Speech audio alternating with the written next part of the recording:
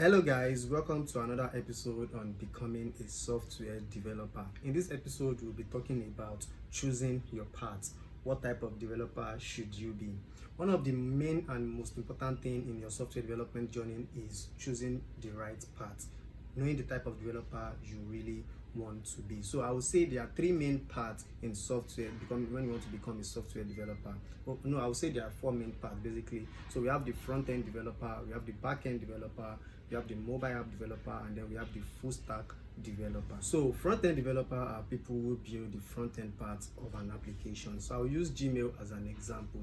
The version of Gmail which you can access via your browser like Google Chrome and every other browser you are using is basically developed by the front-end developers. So every part you can see on that web version of the Gmail is developed by the front-end developer. I mean the visual parts, the visual representation. You clicked on this, it take you to this. You click on this, it take you to another page. All the pages you are seeing on that particular web version of Gmail is developed by who?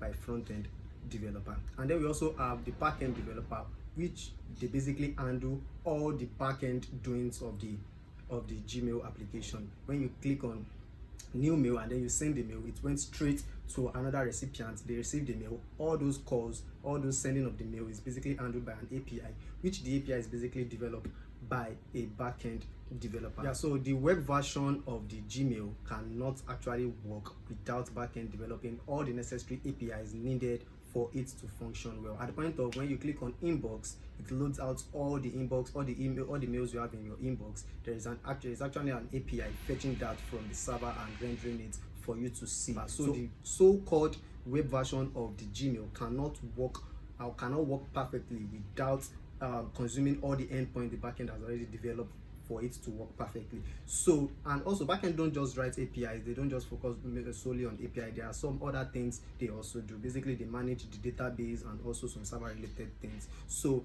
I've talked about front end, I've talked about backend. Now we'll move to mobile app. So now I talked about web version of the Gmail. We also have the mobile version of the Gmail, which is developed by who?